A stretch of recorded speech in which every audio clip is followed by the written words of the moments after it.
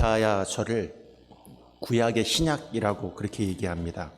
왜 구약의 신약이라고 얘기하느냐 하면은 이사야서에 예수님에 대한 얘기가 많기 때문입니다. 예수님에 대한 예언이 많고 예수님이 어떻게 탄생하고 그가 어떤 분이 될 것이라는 그 이야기가 많기 때문에 이사야서를 구약에 있는 신약이다 또는 구약에 있는 복음서다 이렇게 얘기를 하고 있습니다.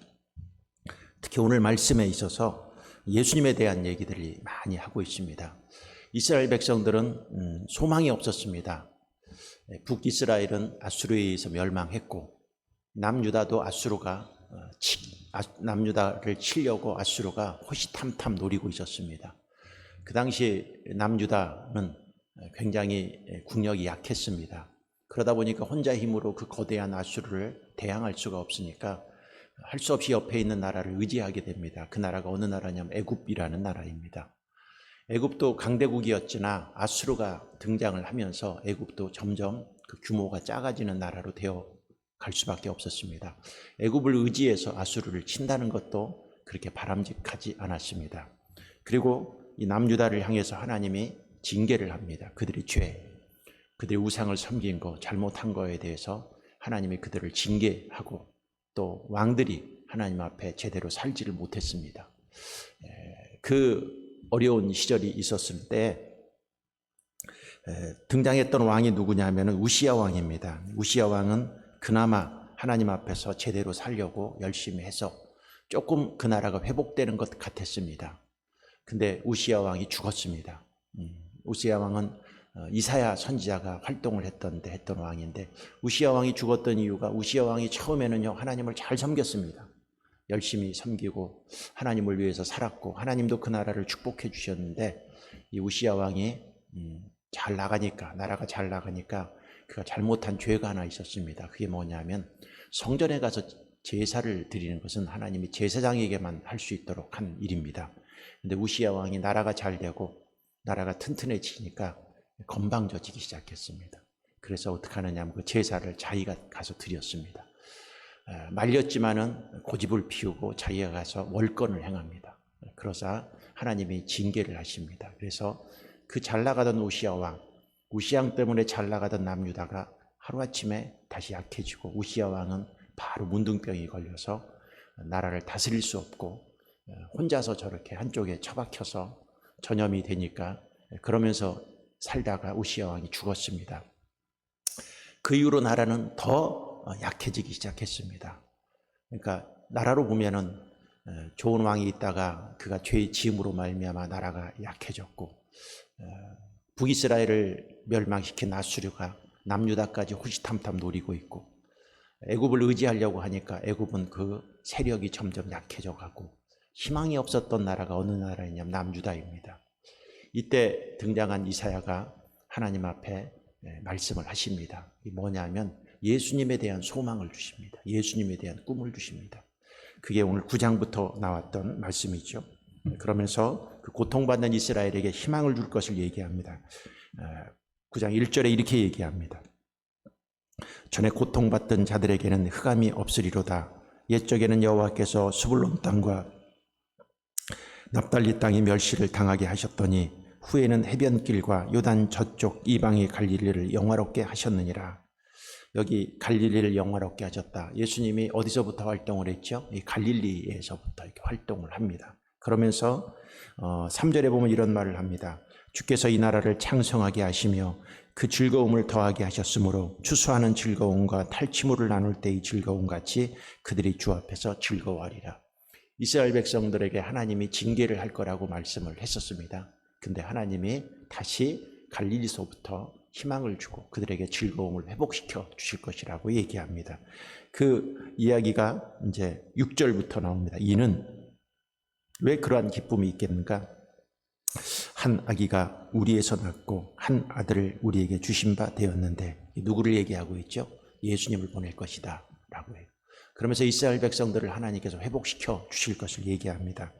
그 어깨에는 정사를 메었고 그 정사를 메었다 하는 것은 무엇이냐면은 정치적인 힘과 능력을 가질 수 있는 탁월한 능력자다. 이것을 얘기하고 있죠. 이 말을 이스라엘 백성들은 오해를 해서 예수님이 이 땅에 정치를 하기 위해서 온 것이다 이렇게 얘기를 하고 있겠지만 여기서 얘기하고 있는 그런 정치적인 것이 아니라 하나님이 이 세상을 영적으로 다스릴 것이다 라는 그거에 대한 예언이죠. 그 이름은 기묘자라 모사라 이렇게 얘기하고 있습니다. 기묘자라 모사라, 여기 컴마가 있습니다. 기묘자라 하고 컴마가 있고 모사라 하고 컴마가 있는데 원어에 보면은 기묘자라 모사라에 컴마가 없습니다. 같이 붙어서 있습니다. 기묘자이며 모사이신 분이시다 이렇게 얘기를 하고 있습니다. 이것을 기묘하다 하는 것은 굉장히 놀랍다라는 거예요. 모사다 하는 것은 무슨 말이냐 하면은 상담하는 사람이다. 그래서 요새 말로 해석을 하면은 기묘자다 모사다 하는 말은 아주 놀라운 상담자이다 그랬습니다. 예수님은 놀라운 상담자이십니다. 그에겐 지혜가 있으십니다. 그 당시에 세상이 갖고 있었던 지혜는 뭘까요? 약육강생이었습니다.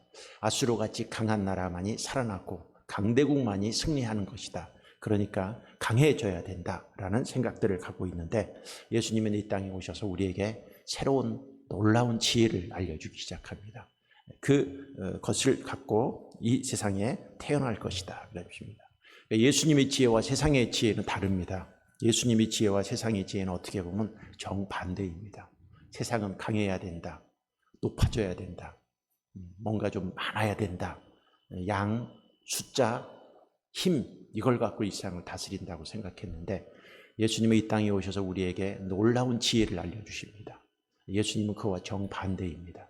낮아져라, 그러면 높아질 것이다. 세상의 지혜는 뭐예요? 높은 자리에 올라가기 위해서 힘을 가져야 된다라고 생각하지만 그 높은 데 올라가려면 어떻게 해야 되느냐? 낮아져라, 그러면 높여주시겠다. 이게 정반대죠.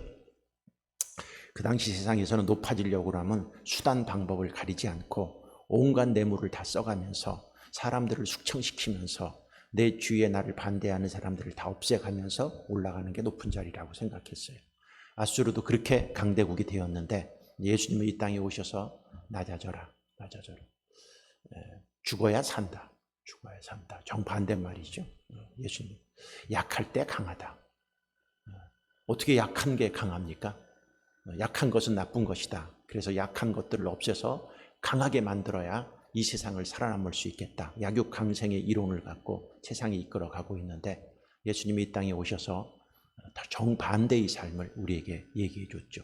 그게 바로 지혜이죠. 지혜.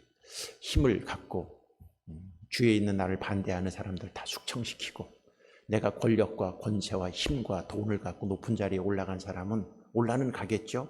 그러나 그 사람에 대한 반대하는 사람들이 또 있습니다. 그래서 결국은 그도 죽거나 그도 폐위되고 맙니다. 그러나 사람이 겸손하고 낮고 다른 사람들을 섬기고 하면 사람들한테 존경을 받습니다.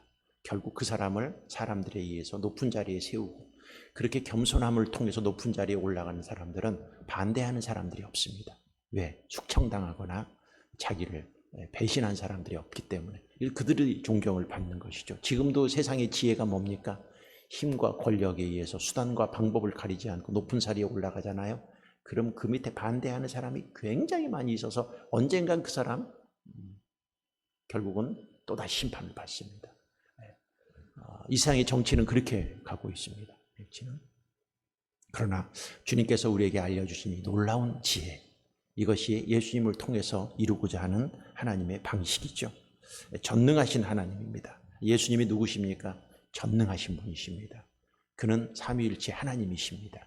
그 예수님이 그 전능한 하나님이 이 땅에 오시면 우리 인생에 있어서 모든 문제들을 해결해 주실 것입니다. 누구의 방법으로? 그 예수님의 방법으로. 영존하시는 아버지라. 그는 영원토록 존재하신다는 것. 능력도 있지만 영원하시는. 그 예수를 믿으면 우리에게도 영원히 살 수 있는 영생의 축복이 우리에게 있습니다. 그 능력을 가지신 분이 이 땅에 오신다는 거예요. 이 세상 살아가는 사람들은요, 영생이라는 말이 생소합니다. 그리고 그들은 어떤 삶을 살고 있느냐 하면 이 땅에서 사는 것이 다인 줄 압니다. 응애하고 태어나서 죽을 때까지 얼마 100년 이하로 살아가는 이 인생, 거기에 승부를 다 내고 살아가고 거기에서 무엇인가를 하려고 하는 것을 볼 수가 있습니다. 근데 예수님이 이 땅에 오시면서 우리에게 알려주신 것이 뭡니까? 죽은 후에도 무엇이 있어요? 영원히 살 수 있는 그 축복이 있다는 것이죠. 그 예수님이 이 땅에 오셔서 우리에게 영생의 축복을 주셨어요. 그럼 우리는 어떻게 살아야 될까요? 이 땅 100년 이내에 살아가는 여기에 내 인생의 모든 것들을 다 투자하고 이 땅에서 내가 성공하고 이 땅에서 출세하고 이 땅에서 잘 살고 이 땅에서 고생하지 않고 살아가는 게 아니라 이 땅보다는 영원히 살 수 있는 그곳에 투자를 하고 그것을 준비하는 기간으로 우리가 살 수 있는 그 축복이 예수님을 통해서 우리에게 얻어진 놀라운 축복이다 하는 것입니다. 그리고 그는 이렇게 얘기합니다. 마지막으로 평강의 왕이라 할 것입니다 그랬습니다. 평강의 왕이십니다. 예수님이 이 땅에 오셔서 우리에게 평강을 주셨습니다. 평화를 이루었습니다. 화평을 이루었습니다. 예수님이 이 땅에 오셔서 제자들에게 얘기합니다. 부활하신 다음에 너희에게 평강이 있을지어다. 예수님은 화목제물이라고 그랬습니다.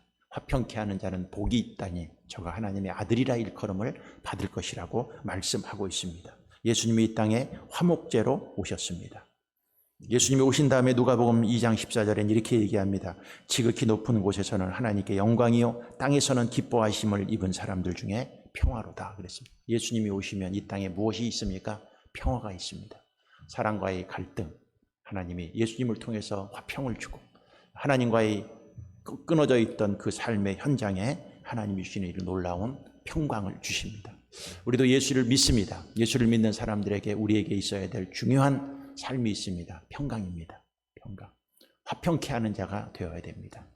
그래서 우리가 인생을 살아갈 때 늘 마음속에 가져야 될 것, 내가 살아가는 것, 내가 믿는 예수님을 통해서 내가 화평케 하고 화해하고 하나님이 주시는 축복과 은혜를 주위에 누려서 우리 가정에 평강이 있고 내가 다니는 교회에 평강이 있고 내가 살고 있는 삶의 공동체에 나 때문에 평강이 있기를 바랍니다. 왜? 내 안에 그 예수님이 있기 때문입니다. 우리가 평강을 이루기 위해서 예수님이 하신 일이 무엇일까요? 용서와 그 다음에 화해였습니다. 그래서 우리가 화평케 되기 위해서는 용서해야 됩니다. 용서하지 않고 공의만이 이 세상을 지배하려면 거기에는 늘 갈등이 있고 적대감이 있습니다. 근데 서로 용서하고 화해하고 다른 사람들을 향해서는 용서하고 화해하고 하나님 앞에서는 내가 회개하고 하나님과 나 사이가 평화를 이루려면 내가 어떻게 해요? 하나님은 거룩하신 분이라 내가 죄가 있으면 관계가 멀어집니다. 내가 하나님 앞에 나와서 용서를 빌면 어떻게 돼요? 하나님과 화목해 됩니다. 화목해. 예수님이 이 땅에 오셔서 어떻게 했어요? 예수님이 죽으심으로 말미암아 휘장이 갈라져서 하나님 앞에 우리가 지성소에 담대히 나갈 수 있는 그 축복권을 얻었습니다. 왜? 예수님을 통해서 우리 죄가 사해졌기 때문에. 지금도 예수님 앞에 나와서 우리 죄를 회개하고 하면 언제든지 주님과의 관계가 회복이 되어서 우리는 이 화평케 하나님과의 관계에서도 화평케 되고 사람과 사람의 관계는 뭐예요? 사람과 사람의 갈등이 있고 미움이 있고 서로 증오하고 하는데요. 용서하고 긍휼히 여기면은 그 갈등이 어떻게 해요? 다 회복이 되고 하나가 될 수 있습니다. 이 예수님의 마음을 갖고 예수님이 이 생각을 갖고 또 이러한 권세를 갖고 이 땅에 오실 것이다. 그래서 이 땅을 어떻게 할 거라는 거예요? 하나님이 다 멸하고 화평케 하고 살려주실 것들을 오늘 말씀을 통해서 얘기하고 있습니다. 그래서 우리가 이 땅에 이제 구약은 이 말씀을 듣지만은 희망이기도 하지만은 좀 답답한 면이 있습니다. 왜 그러냐면은 왜 답답하냐? 예수님이 이 땅에 오실 것이다. 그래서 이 땅에 이런 화평을 주실 것이다. 그는 전능하신 하나님이시다. 그는 영존하시는 아버지시다. 이렇게 얘기를 하는데 구약의 이 메시지를 들었던 이스라엘 백성들에게도 희망이 생겼습니다. 근데 그 희망은 우리 희망과는 질적으로 다른 희망입니다. 왜? 이 얘기를 하고 예수님은 언제 오셨어요? 언제 오셨어요? 740년 후에 오셨습니다. 이 얘기를 하고. 그럼 생각해 보세요. 내년쯤 예수님이 오신다 그러면 이 말씀이 지금 살고 있는 사람에게는 희망이에요? 희망이 아니에요? 희망이에요. 그렇죠. 10년 뒤에 오신다. 그래도 희망이 있어요. 10년 뒤에 예수님이 오실 거예요. 이 말씀하시고 예수님은 740년 후에 오셨습니다. 그럼 그 메시지를 들었던 그 사람들은 죽고 이 땅에 없었어요. 그러니까 어떻게 보면 이 메시지를 들었던 구약의 그 이스라엘 백성들은 희망의 메시지이기도 하지만은 어떻게 보면 자기의 삶의 살아가는 생애 동안엔 이 일이 이루어지지 않습니다. 결국 남유다는 망했어요? 안 망했어요? 망했습니다. 그리고 예수님은 740년 후에 이 땅에 오셨습니다. 그리고 이러한 능력을 갖고 오셨고, 우리는 축복이 뭐냐? 예수님이 700년 후에 이런 생각을 갖고 오신 것이 아니에요. 여러분 생각해 보세요. 이스라엘 백성들도 이 예언을 할 때 곧 예수님이 오시겠지 이렇게 생각을 했었을 거예요. 근데 오시지 않았어요. 그들이 살았을 때는. 우리는 이미 예수님이 오셨어요? 안 오셨어요? 오셨어요. 이런 권세를 갖고 오셨어요? 오시지 않았어요? 오셨어요. 우리는 오신 예수님을 믿는 사람들. 구약은 뭐예요? 오실 예수님을 믿는 사람들이에요. 오실 예수님을 믿는 사람과 오신 예수님을 믿는 사람과는요, 하늘과 땅 차이입니다. 여러분, 이 능력과 권세와 힘을 갖고 이미 예수님은 2000년 전에 오셨고, 그리고 이 말씀대로 이루어졌고, 우리는 그 예수님을 지금 어떻게 해요? 믿고 있어요. 믿고 있어요. 여러분의 인생도 마찬가지예요. 이스라엘 백성들이 그 당시 징계와 고통과 어디로 가야 될지 모르는 그 막막한 나라의 위기 속에서 이 메시지를 갖고 그들은 희망을 얻었는데, 우리는 이미 예수님이 오셨어. 그리고 이 일들을 행하셨어. 그리고 그 예수님을 우리가 믿고 영접하고 있고, 그 예수님이 어디 안에 있어? 이 예수님이 여러분 안에 있어. 있어요? 없어요? 있어요. 그럼 구약의 이스라엘 백성과 우리는요, 비교할 수 없는 축복과 은혜가 우리에게 있어요. 그렇다면 우리는 어떻게 살아야 될까요? 이 예수님이 내 안에 있어. 예수님. 여러분이 살다가 절망스러운 일이 있을 수 있고, 이스라엘 백성들 같이 사면 초과에 있어서 어디로 가야 될지, 누구를 의지해야 될지, 누가 나를 도와줄지 모르는 그 답답한 심정이 있을 때라도 여러분 안에 있는 예수님이, 여기 있는 예수님이 이스라엘 백성에게 예언하신 그 예수님은 오셨고 지금 여러분 안에 있고 지금도 역사하세요. 그럼 여러분 마음속에 가져야 될 소망, 이스라엘 백성들이 가져야 될 소망보다도요, 여러분들은 훨씬 더 강한 소망과 믿음을 갖고 현재의 절망을, 현재의 사면 초과를, 현재 이룰 수 없는 그 답답함을 이길 수 있는 희망과 꿈을 늘 마음속에 믿음으로 간직하고 나아가야 되는 거예요. 이 예수님이 우리 안에 있음에도 불구하고 조그만 어려움이 있고, 조그만 징계가 있고, 조그만 고통이 있다고 좌절하고 넘어지고 실망한다면, 우리는 구약의 그 이스라엘 백성들이 누렸던 그 축복보다도 이 엄청난 축복을 누리고 있음에도 불구하고 우리는 하나님 앞에 그 예수님을 잘못 믿고 있는 것입니다. 그 믿음을 갖고 여러분들이 살아가십시오. 그리고 이스라엘 백성들에게 하신 소망이 뭐냐 하면, 아수르들이 쳐들어오고 바벨론들이 나중엔 쳐들어와서 남유를 멸망을 시킵니다. 그럼 이런 생각을 합니다.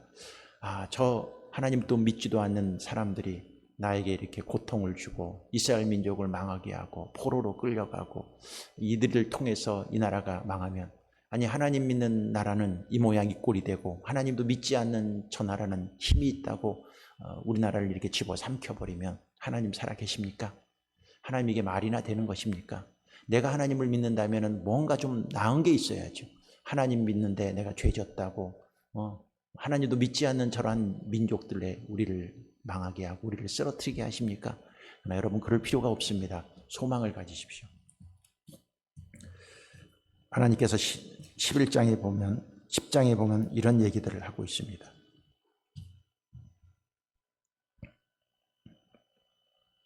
24절을 보십시오. 10장 24절.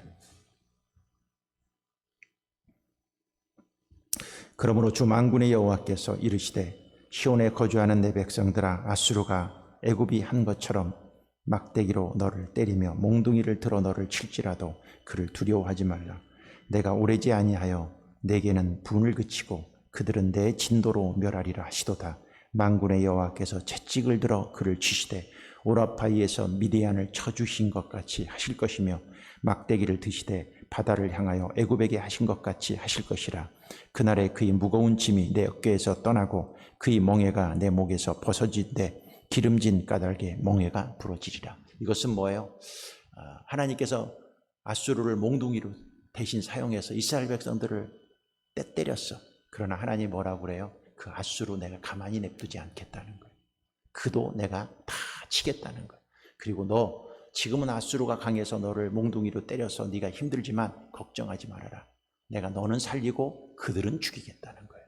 이게 하나님이 미래에 대한 약속입니다. 약속. 그래서 여러분들도 어떨 때 내가 힘들고 어려운 일이 있을 수 있어요. 옆에 많은 사람들이 나를 힘들게 할 수 있고, 무슨 가난이 나를 힘들게 할 수 있고, 여러 가지 많은 병이 나를 힘들게 할 수 있고, 여러 가지 많은 어려운 일들이 악한 사람들이 내 옆에 있어서 나를 힘들게 할 수 있어요. 근데 그들은 하나님께서 잠깐 몽둥이로 나를 쓰는 거예요. 회초리로 쓰는 거예요. 그 사람 통해서 내 잘못한 거 종아리 때리는 거예요. 그럼 종아리 때린 그 사람들 내가 어떻게 하겠다는 거예요? 다 없애버리겠다는 거예요. 다 없애버리고 누구는 다시 살리겠다. 종아리 맞은 나, 그때는 아플지 모르지만, 그때는 고통스러울지 모르지만 하나님이 나는 살리겠다는 거예요. 나를. 이게 하나님의 백성의 특권이고 축복입니다. 지금 비록 힘들지라도 여러분 절대 걱정하지 마십시오. 지금 여러분을 괴롭히는 사람들이 있다고 그 사람하고 싸우지 마십시오. 하나님이 알아서 그 사람들 다 처리해버립니다. 다 처리해요. 내가 어떨 때 잘못할 수도 있어요. 그럼 하나님이 나를 치십니다. 징계해요. 징계할 때 수많은 사람들이 옆에서 나를 징계합니다. 어떨 때는 그 징계하는 사람들이 꼴보기 싫고 징계하는 사람들이 죽었으면 좋겠고 그 징계하는 사람 때문에 힘들어 죽겠다고 하나님 저 인간들은 나보다 더 큰 죄 지으면서 왜 나에게 이렇게 힘들게 합니다. 그렇게 생각하지 말아요. 하나님이 잠깐 그들을 내가 잘못했을 때 몽둥이로 때릴 때는 내가 할 일이 있어요. 그 사람하고 맞짱 뜨지 말고 하나님 나를 용서해 주시옵소서 하고 하나님 앞에 회개하면 그 나를 몽둥이로 대신 쳤던 그 사람 내가 회개하고 내가 다시 정신을 차리고 나면 하나님이 그 사람들을 어떻게 했다는 거예요? 내가 다 알아서 다 처리해버리겠다는 거예요. 기분 좋아요? 기분 좋지 않아요? 여러분이 맞짱 뜨고 싸워서 그 사람을 죽이는 게 나을까? 나는 회개하고 있으면 하나님이 알아서 그 사람들 다 처리하면은 하나님이 처리하는 게 깔끔할까? 하나님이 처리하는 게 훨씬 깔끔합니다. 깔끔합니다. 그러니까 지금 그러한 어려움이 우리에게 있다고 여러분 너무 실망하지 말고 결국 이기게 해주시는 그 하나님 앞에 소망을 갖고 오늘도 이사야서에서 계속 나오는 게 그겁니다. 너희들이 잘못했느냐? 내가 몽둥이로 써서 너를 치겠다. 그러나 다시 너를 살려주시겠다. 그리고 그 몽둥이를 친 그 몽둥이들은 내가 가만히 냅두지 않고 그는 다 하나님이 처리해버리겠다. 결국 끝까지 남아서 승리하는 사람은 뭐예요? 하나님을 믿는 하나님 백성. 그가 죄를 짓고 잘못을 하고 징계를 했을지라도 마지막에 살려주시는 그 하나님의 은혜를 우리가 늘 마음속에 품으면서 오늘도 희망을 갖고 승리하는 하나님의 백성들이 되기를 바라겠습니다. 기도하겠습니다. 하나님 감사합니다. 하나님을 믿는 백성은 지금은 힘들고 지금은 어려워도 결국 하나님이 우리를 승리케 합니다. 우리 안에 예수님이 있습니다. 예수님은 지혜자입니다. 그는 기묘자입니다. 그는 영존하시는 하나님이시고 평강의 왕이십니다.